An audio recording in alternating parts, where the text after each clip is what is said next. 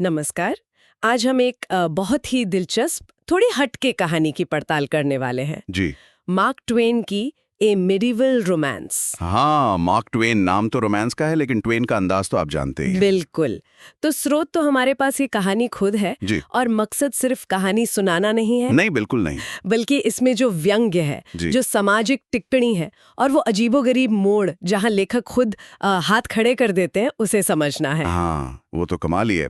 खैर, ये कहानी हमें ले चलती है सन 1222 की जर्मनी में। जगह है कुगेस्टीन का किला। अच्छा। और कहानी की शुरुआत ही, जैसा आपने कहा, एक गहरे रहस्य और एक बड़ी साजिश से होती है। किले की सबसे ऊंची मीनार में रात का समय है। बूढ़े लॉर्ड कुगेस्टीन अपने तथाकथित बेटे कानराड से बात कर रहे हैं। तथाकथित बेटे मतलब कानराड असल में उनकी बेटी है, और ये राज ये पिछले 28 सालों से छुपा हुआ है। 28 साल, ये तो कमाल का सेटअप है। सिर्फ लिंक छुपाना ही नहीं, इसके पीछे की वजह भी तो होगी। हाँ, वजह बहुत बड़ी है। लॉर्ड कुगेस्टीन अपनी बेटी, जिसे वो बेटा कानराड कहते हैं, उस पर इस पूरे धोखे का बोझ डाल रहे हैं। ये सब विरासत के लिए। विरासत, हाँ, ये तो हमेशा एक बड़ा मुद्दा रहा है। जी हाँ, यहाँ विरासत और एक पारिवारिक वसीयत का मामला है।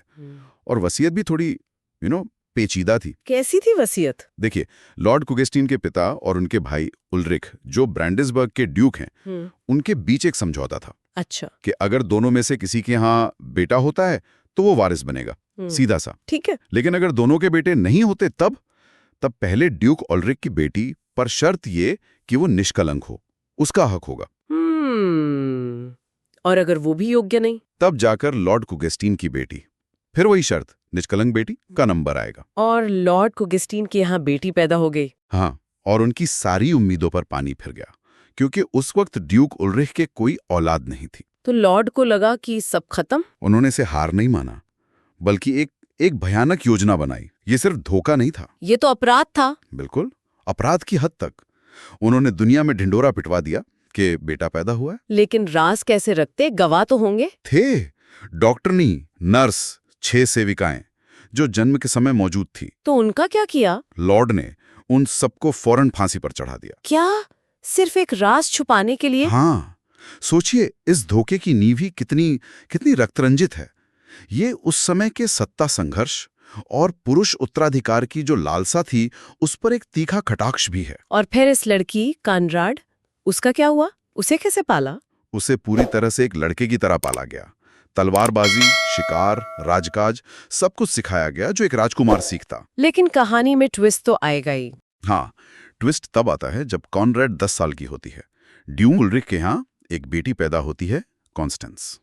अच्छा, तो अब ड्यूक की भी बेटी हो गई। लॉर्ड की चिंता बढ़ गई होगी। हाँ, कॉन्स्टेंस का जन्म लॉर्ड कुगेस्टीन और उनकी पत्नी के लिए चिंता का सबब बन गया। दुनिया की नज़र में तो कॉनरेड लड़का है, पर वो जानते थे कि वसीयत की शर्तें अभी भी लागू हो सकती हैं। अब कॉनरेड 28 साल की एक जवान औरत है जो मर्द के भेस में जी रही है, और जिसे उसके पिता ड्यूक बनाने की तैयारी कर रहे हैं। सोचिए, पहचान का ये संकट कितना गहरा होगा। बिल्कुल। और अब कहानी एक नए मोड़ पर पहुंचती है ना? जी। बूढ़े ड्यूक उल्रिक अब कमजोर हो गए हैं, बीमार रहते हैं, और वो कॉनरेड को ब्रांड्सबर्ग बुलाते हैं। क्यों? ताकि वो कार्यकारी ड्यूक, मतलब एक्टिंग ड्यूक का पद संभाल सके। और यहीं से कॉनरेड का असली इम्तिहान शुरू होता है। और पिता की विदाई के वक्त कोई चेतावनी, कोई सलाह?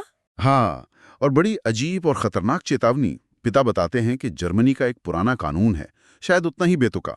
क्या कानून? कि अगर कोई महिला जिसकी ताजपोशी न हुई हो ड्यूक के सिंहासन पर बैठ जाए तो उसकी सजा मौत है।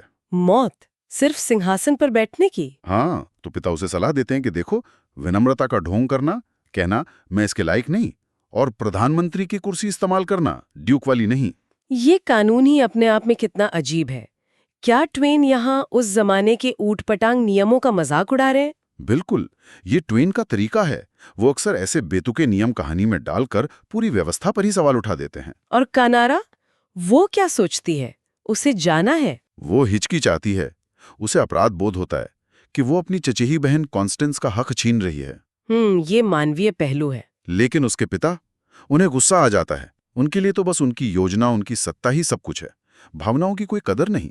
वो हुक्म देते हैं कि फौरन रवाना हो। और क्या पिता की साजिश यहीं खत्म हो गई? नहीं, साजिश तो और गहरी है।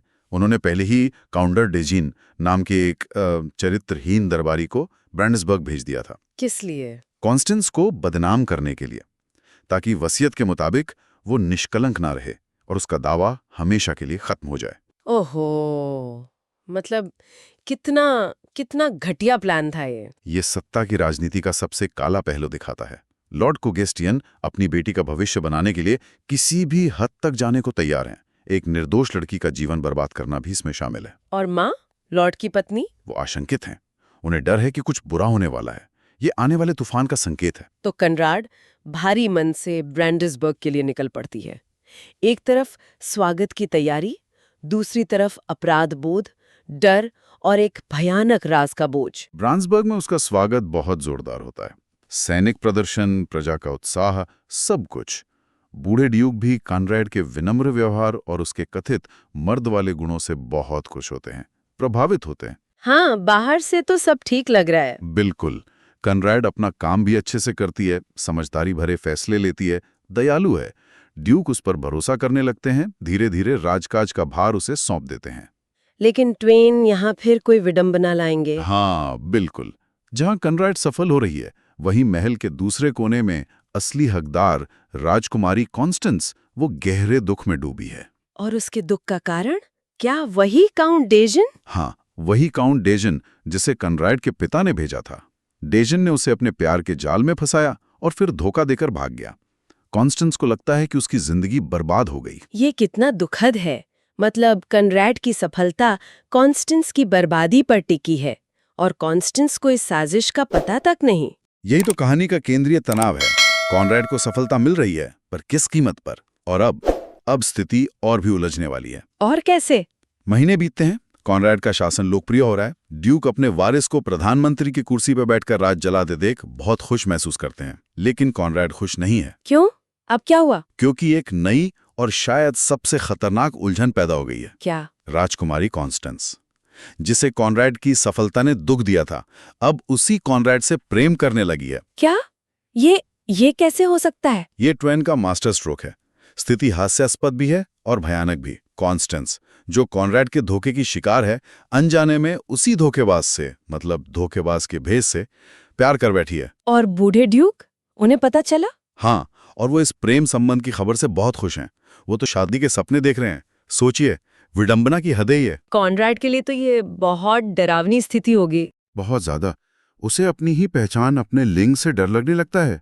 वो कॉन्स्टेंस से बचने लगती है, कतराने लगती है। और कॉन्स्टेंस, उसे कैसा लगता होगा?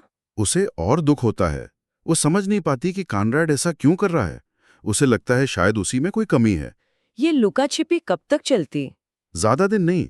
एक दिन कॉन्स्टेंस हिम्मत करके सीधे कॉनरैड का रास्ता रोक लेती है। अच्छा, और फिर? वो उससे पूछती है, तुम मुझसे दूर क्यों भाग रहे हो? क्या मैंने कोई गलती की? क्या तुम मुझसे नफरत करते हो? और फिर वो अपने प्यार का इजहार कर देती है। ओह, ये तो बहुत ही मार्मिक और तनावपूर्ण क्षण होगा। कॉनरैड की क्या प्रतिक्रिया होती है? वो हक्का बक्का रह जाता है, एकदम स्तब्ध। कॉन्स्टेंस उसकी चुप्पी को शायद हाँ समझ लेती है और उसके गले लग जाती है। लेकिन कॉनरैड का चेहरा डर से पीला पड़ जाता है। वो कांपने लगता है। फिर वो हताशा में कॉन्स्टेंस को खुद से दूर धकेलता है और कहता है, तुम नहीं जानती तुम क्या मांग रही हो। ये सदा सदा के लिए असंभव है। ये शब्द तो कॉन्स्टेंस का दिल तोड़ देते होंगे। बिल्कुल। उसे लगता है कॉनरैड उससे नफरत करता है और अब वो भी कॉनरैड से नफरत करने लगती है। इस टकराव का नतीजा क्या होता है? दोनों टूट जाते हैं। कॉन्स्टेंस के चेहरे पर फिर से वो स्थायी उदासी छा जाती है। कॉनरैड खुद को राजकाज में और ज्यादा झोंक देता है। लेकिन अब क्या? महल में अब एक नई कानाफूसी शुरू होती है और ये कानाफूसी जल्द ही पूरे राज्य में फैल जाती है। क्या कानाफूसी? कि राजकुमारी कॉन्स्टेंस ने गुप्त रूप से एक बच्चे को जन्म दिया है। जब ये खबर लॉर्ड कुगेस्टियन तक पहुंचती होगी। हाँ, जब उस तक पहुंचती है, वो खुशी से झूम उठता है। उसे लगता है, वाह, काउंट डेजिन का प्लान कामयाब रहा। अब कॉन्स्टेंस पूरी तरह रास्ते से हट गई। कॉनरैड का ताज पक्का। वो जश्न मनाता है। लेकिन ब्रांडेसबर्ग में तो स्थिति बहुत गंभीर हो गई होगी। हाँ, बहुत ज्यादा। कॉन्स्टेंस पर मुकदमा चलाया जाता है। ये कितना भयानक है कि उसे उस अपराध के लिए सजा मिलने वाली है जिसकी जड़ें कॉनरैड के धोखे और उसके पिता की साजिश में हैं। और विडंबना देखिए, मुकदमा कौन सुन रहा है? कार्यकारी ड्यूक कॉनरेड। बूढ़े ड्यूक बीमार हैं और उन्होंने सख्त आदेश दिया है कि कोई रियायत ना बरती जाए। कॉनरेड बहुत मिन्नतें करता है कि उसे इस काम से बख्श दिया जाए, पर उसकी एक नहीं सुनी जाती। उसे अपनी ही बहन का मुकदमा सुनना पड़ रहा है, जिसका उसने हक छीना है। सोचिए जरा, ये सीन कितना तनावपूर्ण होगा। पूरा कोर्ट खचाखच भरा है, लॉर्ड्स, बैरन्स सब मौजूद हैं। कॉनरेड प्रधानमंत्री की कुर्सी पर बैठा है, दुखी और मजबूर। और उसका पिता? वो भी भीड़ में भेष बदलकर मौजूद है। अपनी योजना की सफलता का तमाशा देखने आया है, अपनी बेटी को ड्यूक बनते देखने का सपना लिए। कार्यवाही शुरू होती है। हाँ, मुख्य न्यायाधीश आरोप पढ़ते हैं, अवैध संतान को जन्म देना, सजा मौत। और फिर वो कॉनरेड को निर्णय सुनाने का आदेश देते हैं। कॉनरेड क्या करता है? उसका दिल कॉन्स्टेंस के लिए पिघल रहा है, पर वो मजबूर है। वो जैसे ही बोलने के लिए मुंह खोलता है, मुख्य न्यायाधीश उसे टोक देते हैं। क्या कहते हैं न्यायाधीश? न्यायाधीश कहते हैं कि ड्यूक खानदान के सदस्य के लिए प्रधानमंत्री की कुर्सी से फैसला सुनाना ठीक नहीं, ये न्याय संगत नहीं होगा। उन्हें ड्यूक के सिंहासन पर बैठकर निर्णय सुनाना होगा। ओहो, ये तो वही स्थिति आ गई। हाँ, वही जिससे उसके पिता ने उसे आगाह किया था। बिना ताजपोशी के सिंहासन पर बैठना मतलब मौत। कॉनरेड और उसके पिता जो भीड़ में हैं, दोनों का क्या हाल हुआ होगा? दोनों सिहर उठते हैं। कॉनरेड के पास अब कोई चारा नहीं है। अगर वो हिचकिचाता है तो शक पैदा हो सकता है। उसका चेहरा पीला पड़ जाता है, लेकिन उसे उठकर सिंहासन पर बैठना ही पड़ता है। उस सिंहासन पर जिस पर बैठना ही उसके लिए मौत की सजा है। बिल्कुल।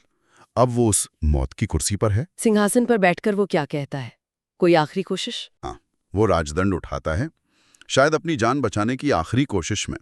वो कॉन्स्टेंस से कहता है कि अगर वो अपने बच्चे के पिता का नाम बता दे तो शायद उसकी जान बच सकती है। वो पूछता है, अपनी संतान के पिता का नाम बताओ। और कॉन्स्टेंस का जवाब, यहाँ कहानी अपने चरम पर पहुंचती है। बिल्कुल। पूरे कोर्ट में सन्नाटा छा जाता है। कॉन्स्टेंस धीरे से मुड़ती है। उसकी आंखों में अब प्यार नहीं, नफरत है। वो अपनी उंगली सीधे कॉनरेड की तरफ उठाती है और चिल्लाकर कहती है, आप हैं वो आदमी। क्या? ये तो अविश्वसनीय मोड़ है। कॉनरेड पर ये आरोप, अब उसके पास क्या रास्ता बचा? कोई रास्ता नहीं। यही तो ट्वेन का बुना हुआ जाल है, एक परफेक्ट ट्रैप। मतलब कैसे?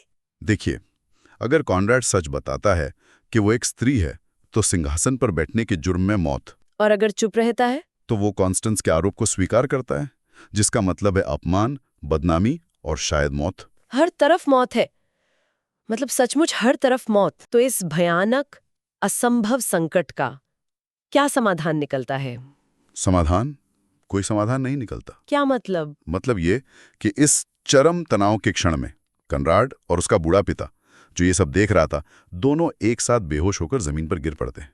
और कहानी का क्या होता है फिर? और बस यहीं पर कहानी खत्म हो जाती है। खत्म? ऐसे? हाँ, मार्क ट्वेन बाकायदा एक नोट छोड़ते हैं, जिसमें वो साफ साफ लिखते हैं कि इस कहानी का बाकी हिस्सा कहीं नहीं मिलेगा, ना अब ना भविष्य में। ये क्या बात हुई?